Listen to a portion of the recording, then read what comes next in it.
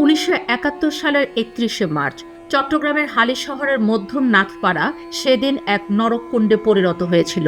ভোরের আলো ফুটতে না ফুটতেই পাকিস্তানি সেনাবাহিনী আর তাদের স্থানীয় দোসর বিহারীরা ঝাঁপিয়ে পড়ে ঘুমন্ত মানুষের উপর। এটি ছিল চট্টগ্রামের প্রথম পরিকল্পিত গণহত্যা। কুড়াল, কিরিচ আর রামদা দিয়ে কুপিয়ে মাত্র কয়েক ঘন্টায় হত্যা করা হয় ৭৯ জন প্রাণচঞ্চল মানুষকে। তাদের অপরাধ, তারা ইপিআর সদস্যদের প্রতিরোধে সহযোগিতা করেছিলেন।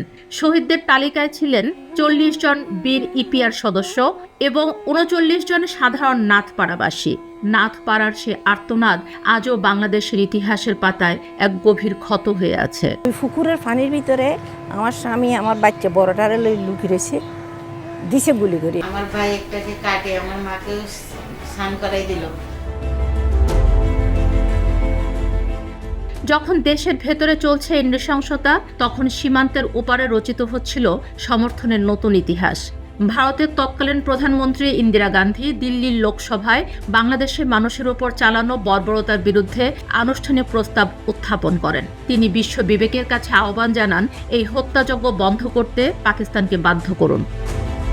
ভারতের পার্লামেন্টের উভয় পক্ষে গৃহীত এই সংহতি প্রস্তাব বাংলাদেশের মুক্তিকামী মানুষের মনে সঞ্চার করে নতুন প্রাণশক্তি। বিচ্ছিন্নতাবাদী তকমা মুছে ফেলে বিশ্ব দরবারে একটি জাতীয় মুক্তি সংগ্রাম হিসেবে স্বীকৃতি পেতে শুরু করে। 75 million people love East Pakistan. এই দিনেই এক অনিশ্চিত যাত্রায় সীমান্ত পাড়ি দেন আওয়ামী লীগের সাধারণ সম্পাদক তাজউদ্দিন আহমদ এবং ব্যারিস্টার আমিরুল ইসলাম।